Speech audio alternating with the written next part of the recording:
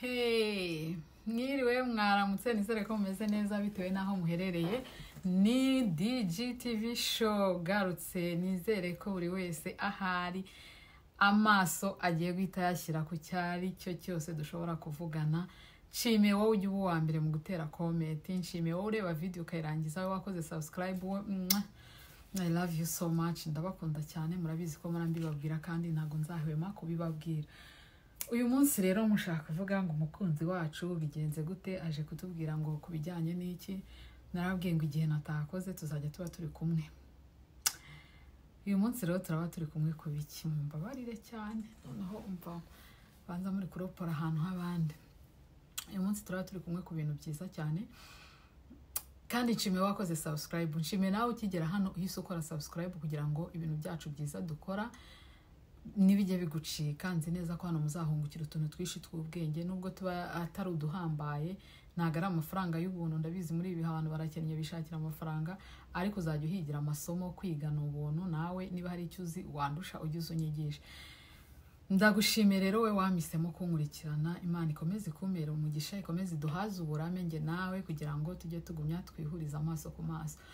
Nkuko bimenyerereho muri no minsi mba nari mu kazi, ngomba kujyanza tukaganira, nkabatera story, nkababwira utuntu twiza n'utubi, utuntu twakirinda, twagerageza kwirinda.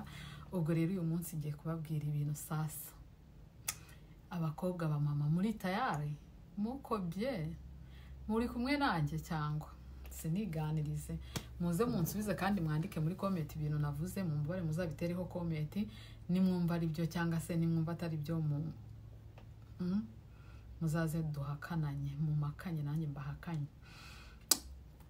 Hari ibintu rero nagiye mbona byambayeho kera, ariko ndavuga reka nze mbibwira abakunzi banjye. Hari mu bintu dukoresha mu bintu bijyanye n'amavuta, nshaka kubabwira ibintu wowe utari wiyangiza, utari wagira uruhu rubi wateje ibibazo kubera bijyanye n'amavuta. Nje kubaganiriza, noneho ntago mbazaniye ibintu, ahubwo noneho nje kukuganiriza nanakwibutsa ibintu bimwe na bimwe wajya wirinda bitari byiza cyane, wakwiye guhunga. Ibyo bintu rero uri kwibaza ngo ni biki ngiye kukubwira. Ibintu ngiye kukubwira rero, ikintu cya mbere ngira ngo mubuze, uramenye hunga udapfa. Umugore wisiga Colorite, mukobwa cyangwa se uteganya kuyisiga, ndagira ngo mite mbikubuza. Umuntu aparitse hanze mpita ndangariraho, mpita ndebayo. Ubwo rero mite nkubuza Colorite ni amavuta mabi cyane. Uramenye Colorite njyewe nayisizeho icyaduka, natari namenya n'ibintu byari byo, natari nasobanukirwa ibintu bijyanye n'amavuta. Murabizi nyine umuntu ko bamubwiye ngo ibi nibi, cyangwa umuntu wamubona ngo ari kwisiga ibi ukabona arasa neza ugahita ukora ibyo ngibyo.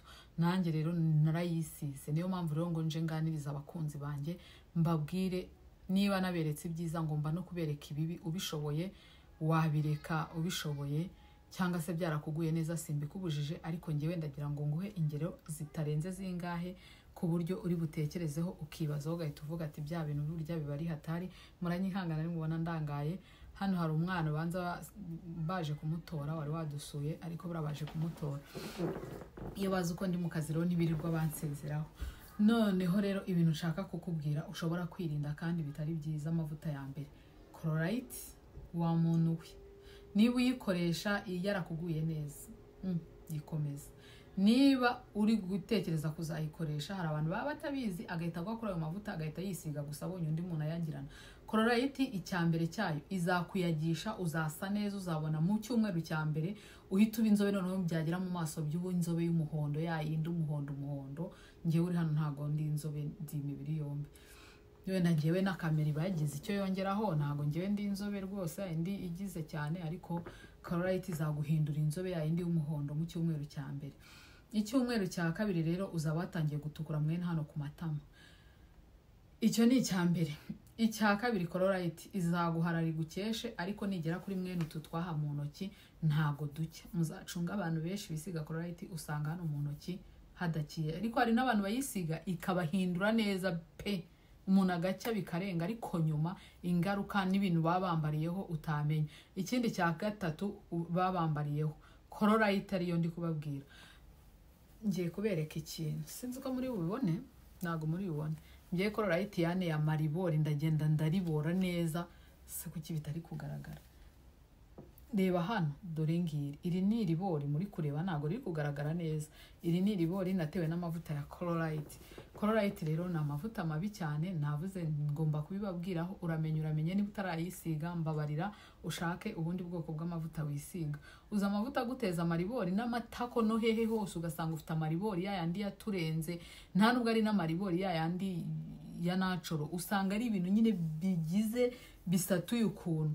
Ubwo rero wa muntu we nakubwira niba utari wayisiga cyangwa se niba uyisiga witegura ingaruka zayo, cyangwa witehaho ku mata kurebe amaribori usanga iyo nta nubwo aza hano inyuma ngo agire uti aheramo mwene hano hagati y'amaguru mo imbere. Ubwo rero nakubwira ngo please niba utarayisiga mbabarira Colorite uyisezereho. Sezera kuri Colorite itari yakwangiza. Colorite iteza ibibazo, irangiza umubiri wawe ugasanga wabaye nk'agashashi kari inyuma. Nakubwiye amaribori, nayo maribori rero aba ameze nk'akantu kakenda uko byikata ari ibirongo binini. Colorite n'andi mavuta bita Creton, njyewe nagize n'amahirwe buriya mubona nubwo nza kuvuga ku mavuta.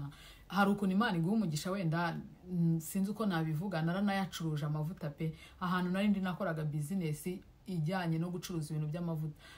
Rero iyo ucuruza amavuta ugira abakastoma, umucuruzi w'amavuta ntuzajya ngo uve atakuboneye amavuta yo kwisiga, kubwira ubwiza bwayo, naba yaragize amahirwe agahirwa akwereke ukuntu uruhu rwe rumeze neza, uhite ugura yayandi yarari kwisiga. Kandi mu by'ukuri ayo mavuta atari na meza wari muri business.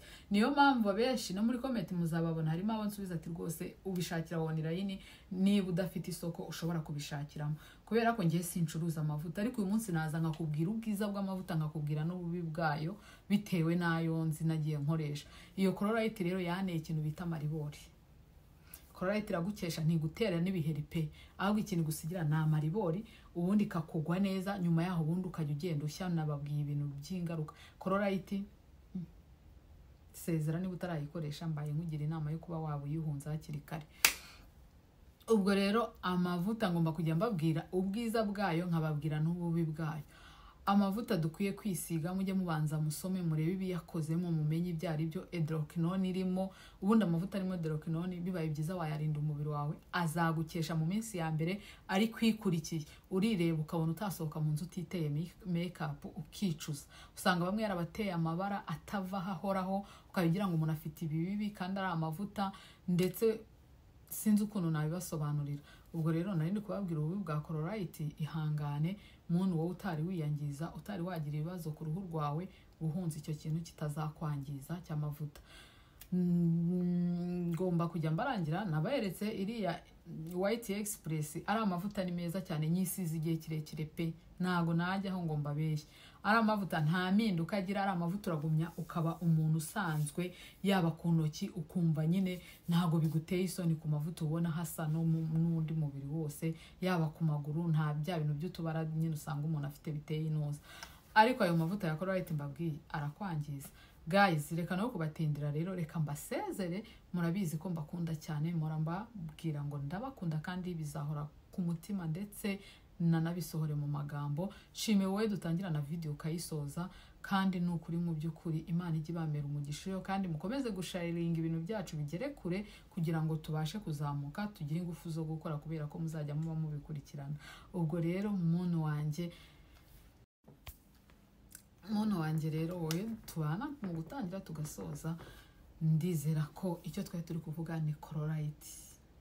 Colorite iyi ngiyi ntabwo ari nziza, ihagarike. Niba wajya kuyikoresha uyikuye mu bintu wajya gukoresha, cyangwa se uhindure ufata andi mavuta. Amavuta ariho menshi cyane meza. Nujya ku mucuruzi ujye umubwira ati rwose mbabarira niyo yaba ahenze unyereka amavuta ariko ubona ko atazangiraho ingaruka, atarimo hydroquinone, niyo yaba irimo ariko atari yayindi yo guhita kuyaza ngo uhite ukanura gutya. Oya, kandi mu mavuta mwisiga mujye mwirinda kugira ibintu mushyiramo byinshi, ngo amatubu, amaseramu, ntago ari byiza. Bibaye byiza ibihugu bimwe na bimwe bikoresha amaglycerine, wajya ushyiramo glycerine nziza ya natural, iba ari nziza.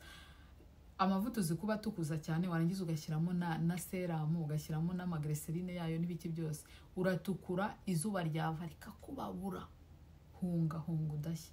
Nababuriye rero nta kumva natagize. byose ngiye kujya mbabwira bazanire ibintu n'ibyiza byabyo n'ibibi byabyo mbibabwire buri kimwe cyose wumva wifuza twakubwira twagusobanuriraho ndahari ku bwanyu buse muragira ngo mbasomere izindi comment kanze mbasomera ariko sibyo niyemeje kanze mbakubiti nzajya nzibahada ndabahanye ariko ntago uyu munsi nsoma kapi twiteho undi Claudine Tambwe I love you so much my dear nagukunze cyane umbabarire ibintu nakoze uzabibone nkubwire ko ngukunda rwose narabibonye wowe uri uwa mbere kabisa muvandi ndi umuntu utarajyaga niyitaho na murambabarira kuntu nsoma none na comment nyine bitewe nuko aba yanditse neza ariko ngiye nago gusoma rwose mbabwiza ukuri nago nasoma neza pe ngo wowe uri number 1 kabisa umva ndi umuntu utarajyaga niyitaho ako nangiye kubyiga kubera wowe ndagukunda cyane atagiga imitima nanjye ndagukunda kandi muramubona rwose ko nta kiganiro cyanjye kigucika ndagukunda sinzi uko nabikubwira rwose narabibonye kuri umwana mwiza Claudine kandi Imana iguha umugisha undi yitwa Solange Mukeshimana ndi kwisiga twatuvuta twa Bible umva abantu batangiye kumbaza amavuta nisize ndagushimiye pe gikomeza tugezeho ibyiza no kuri Solange Mukeshimana nanjye ndagushimiye kandi nkunda iyo ibyo nakoze bibabereye byiza mva ni nyinshi cyane kuva nakuyoboka nsigaye nikunda pe kandi mbona mba mwiza buri munsi no kuri nasoma bukira bugacya ni Helena hari mugira neza Eoline mutwitayeho kabisa turakwemera nanjye ndabemera kandi nanjye nicyo ndi gukora ndi hano undi ayo mazi ni meza cyane na anti wanjye agira age arinda imyaka iminkanyari arinda iminkanyari n'imyaka thank you so much ubwo buri umutangabuhamya wanjye ndagushimiye cyane turebe umukiza tugiye kubibwira bose sha thank you so much wowe umbwiye kugiye no kurusharinga ku bashuti bawe dukeneye namba yawe nzabikora narabivuze rwose kandi nzabikora namba nzayibashakira ariko mwibuke ko nkora ijoro kandi mwebwe bitewe n'ibihugu abantu baba barimo bitandukanye ninyiguha uzasanga bose bayifite niyo mpamvu nshaka gutegura namba yo mu rugo tukajya tuganira igihe natakoze ku wa gatanu no ku isabato nibwo mba ndi mu rugo ayo mazi akora skin zose aya mazi akora amaskin yose gusa abari mu buryo butandukanye hari abakoze mu ndimo hari abakoze mu bintu bitandukanye ariko yose ni meza kuri skin yawe gusa ngiye nkunda gukoresha aya vitamin C ubwo ngubwo wazareba ariko ibintu byinshi by'uruhu nabonye ari vitamin C